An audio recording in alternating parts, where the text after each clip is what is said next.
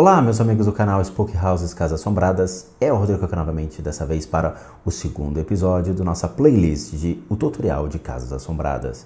Isso mesmo, eu postei recentemente no canal um tutorial que vai ensiná-lo sobre Casas Assombradas, como adentrar, como lidar, como você enfrentar as criaturas lá de dentro e como você realmente consegue sair sem que nada de mal lhe aconteça. Nesse segundo episódio eu vou falar como realmente entrar no ambiente considerado assombrado. Então sentem-se, se preparem, porque agora vem muita coisa legal para vocês. E bons sustos a todos!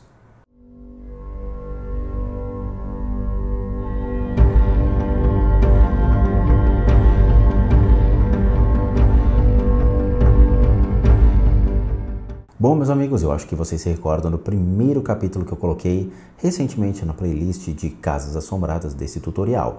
Bom, para aqueles que se recordam, lembram-se que existem dois tipos de energia dentro de uma casa.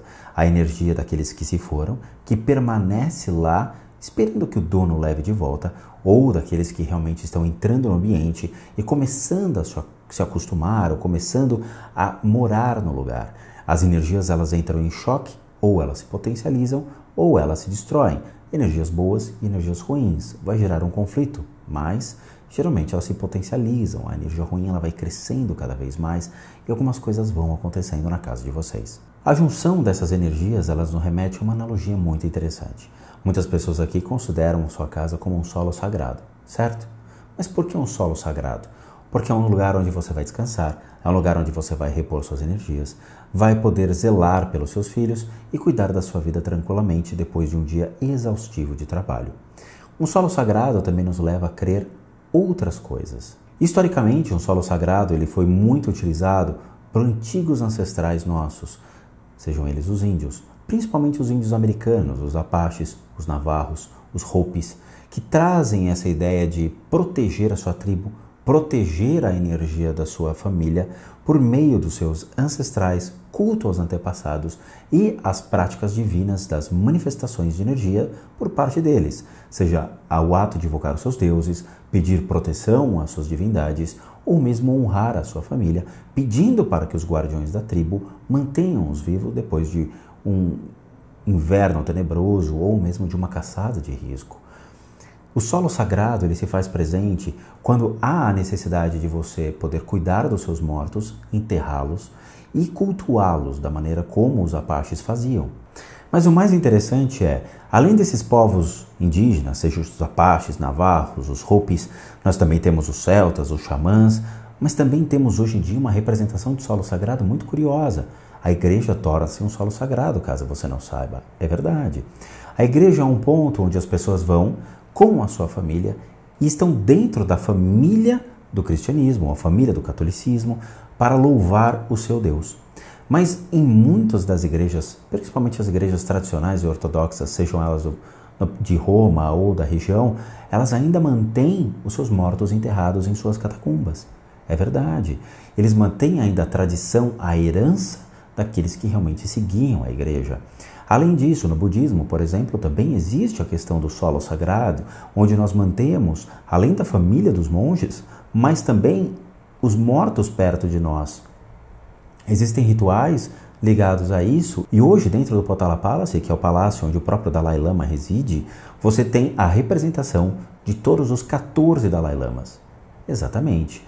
Os 13 antepassados e o próprio Dalai. Ele tem a representação de todos os Dalai Lamas. Dalai Lama é um título, não é o nome dele. O nome dele é Gyatso, ok? Então não vamos confundir, ok? Então esse culto ele também se estende a outras sociedades, por exemplo, a maçonaria e a própria Loja Rosa Cruz são considerados como solos sagrados, porque eles trazem a nossa herança, trazem o conhecimento de antepassados maçônicos ou antepassados Rosa Cruzes que deram a sua vida, deram seu tempo, deram seu conhecimento a manter a tradição ainda hoje em dia.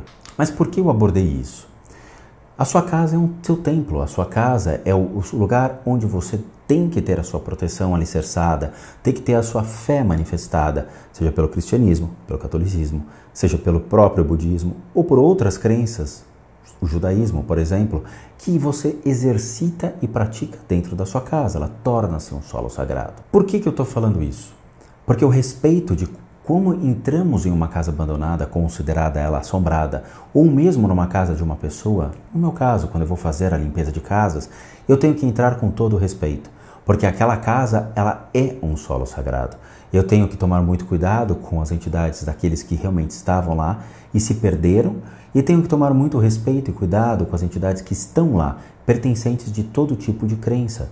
Seja você um católico, um cristão, se você realmente é um católico praticante, você tem as suas imagens, você tem a representação dessa sua fé, seja muitos católicos realmente são devotos de santo e mantêm essa questão da santidade ao seu lado, ou mesmo alguns católicos que ainda mantêm a sua cruz no peito e batem no peito dizendo: eu sou um católico, eu tenho minha fé, eu acredito em Jesus. Algumas casas têm a representação de Jesus e eu devo respeitá-la da mesma maneira que você tem que respeitar as outras crenças. Deveria ser assim. Casa de budismo, por exemplo, de pessoas que são budistas, existem outras manifestações espirituais. A casa de um judeu também tem outras representações, sejam símbolos que eles utilizam e você tem que respeitar. Não é só entrando, invadindo a privacidade de uma pessoa dizendo: oi, eu vim caçar seu fantasma. Oi, eu vim pegar realmente o que está acontecendo na sua casa. Não, é um solo sagrado. Você tem que respeitar. Uma casa abandonada, ela possui energia daqueles que habitaram lá, e essas energias ainda estão esperando as pessoas para voltarem a se conectar e saírem de lá. Ela tem que ter um respeito, tem que existir um respeito dentro dessas casas. Não é só entrando, colocando as câmeras e dizendo: vamos lá, vamos gravar. Mas como é que a gente entra numa casa dessa? Você bate palma dizendo: ô de casa, tô entrando, ô as entidades, tudo bom, beleza? Preparem um cafezinho, preto velho, e vamos fazer a festa. Não é assim que funciona. Eu me lembro quando eu fui para Córdoba dar aulas de religião e me chamaram para conhecer uma das igrejas locais. Falavam que era uma igreja muito bonita e eu fui conhecer. O nome dessa igreja era chamada de Iglesia del El Sagrado Corazón, ou La Iglesia de los Capuchinos, não do café, né? Mas pertencia à ordem franciscana, ok? Logo no começo eu estava com os meus alunos e eu brinquei, eu falei: vamos ver quem tem permissão e quem não tem permissão para adentrar dessa igreja e verificar se realmente o que tem lá, as energias, e quem sabe, de repente, ter algum clarividente no grupo conseguiria ver as entidades ou ver os antigos habitantes daquele lugar. O interessante é que, como eu fiz esse exercício, eu pedi para que todos eles parassem na porta da igreja. Todos eles ficassem de olhinhos fechados, se concentrando e pedissem mentalmente: olá, eu gostaria de entrar dentro dessa igreja. Poderia eu ter essa permissão? Sabe quem é o mais engraçado? Algumas pessoas sentiram-se puxadas para dentro da igreja. Outras não. Outras se sentiram empurradas para fora da igreja. Como se alguma coisa as tirasse e falasse: não, aqui você não é bem-vindo, ou a energia que você carrega é incompatível com a energia que está aqui dentro. Metade do grupo entrou, a outra metade ficou fora, infelizmente. Eu queria conhecer a igreja e nós fomos. Nós vimos algumas coisas lá dentro, sim, mas depois eu conto isso. O interessante é que funcionou. As pessoas se sentiram meio incomodadas com a energia da igreja, dizendo: estranho, alguma coisa me jogou para trás, me repeliu, impediu que eu entrasse. E os outros falaram: não, eu senti como se alguém me convidasse entrando, me puxasse dizendo: seja bem-vindo, ou não existisse mais a barreira que pudesse impedi-los. E isso pode ser feito na sua casa. Eu aposto com vocês, eu aposto que muitos cômodos da casa de vocês sentem incômodos, sentem um desconforto em tentar entrar ou não sentem tão bem assim. Vocês olham para aquele cômodo e falam: não estou bem aqui, o porquê disso? E ninguém sabe. Você nunca se perguntou quais cômodos que você sente bem ou por que você não se sente bem em certos cômodos? Faça essa pergunta, é interessante. Você pode fazer esse exercício também, de fechar os olhos dentro do cômodo e perguntar: seria eu bem-vindo aqui dentro? Como devemos realmente, então, entrar em certos ambientes? Obviamente que uma casa abandonada nos dá ou nos remete a sensações de arrepio, de medo, de insegurança. Será que realmente vai ter ou não vai ter espíritos passando, vultos? Oh meu Deus, eu vou realmente ver alguma coisa? Bom, no meu caso, eu geralmente tenho um costume muito interessante que eu bato na porta de casa para entrar. Eu bato, às vezes, na porta dos quartos para entrar, como uma forma de respeito. O meu quarto de oração, por exemplo, eu bato para avisar que eu estou entrando. Só que eu moro sozinho. Ou não. Eu geralmente faço esse exercício e eu acho curioso. É uma forma de demonstrar às entidades que eu estou entrando dentro dos quartos. E funciona. Isso que é o mais curioso. Eu busco ter percepções, ok? Quando eu vou entrar numa casa, seja uma casa de uma pessoa que eu não conheço, ou seja minha própria casa, até mesmo para evitar certos conflitos, eu busco prestar atenção em iluminação, eu busco prestar atenção em ambientes, no cheiro dos ambientes, para ver se tem alguma coisa que está fora do comum, obviamente fora do que realmente, da maneira como eu deixei. E isso funciona. Muitos espectros se manifestam por luz. Então tem gente que vê clarão ou vê vultos passando. E tem espectros que se manifestam por cheiro. A clarividência ou a maneira como os dons de cada um aqui realmente vão se aflorar depende de sua natureza ou do seu DNA espiritual. Muitas vezes um cheiro realmente pode te chamar a atenção. E você fala, nossa, mas eu senti um cheiro estranho, de onde veio isso? Cheiro de flores? Cheiro de incenso? Ou um cheiro forte de enxofre? Preste atenção na sua casa antes de entrar numa casa abandonada. Comece a fazer esse exercício. Comece a verificar se realmente está tudo em ordem. Se a sua energia que você, quando você saiu para ir trabalhar, é a mesma que você voltou e deixou nos ambientes. É importante. Mas caso você não perceba nada, tudo bem, é uma evolução gradual. Você pouco a pouco vai realmente se ambientando com esse tipo de coisa, vai se familiarizando com esse exercício. Mas busque somente entender o que acontece, busque compreender essa manifestação espiritual. Busque entender essa questão de energia de antigos moradores, energia de novos moradores, o conflito de energia, e faça esse exercício que eu sugeri no começo.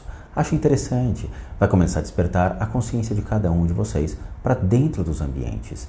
Lembrem-se, uma casa é uma caixinha de surpresas. Nós nunca saberemos o que está entrando, o que está saindo e principalmente quem realmente morou naquele ambiente. Tomem cuidado, percebam as diferenças. Sintam as movimentações, coloque a sua consciência no ambiente onde você reside.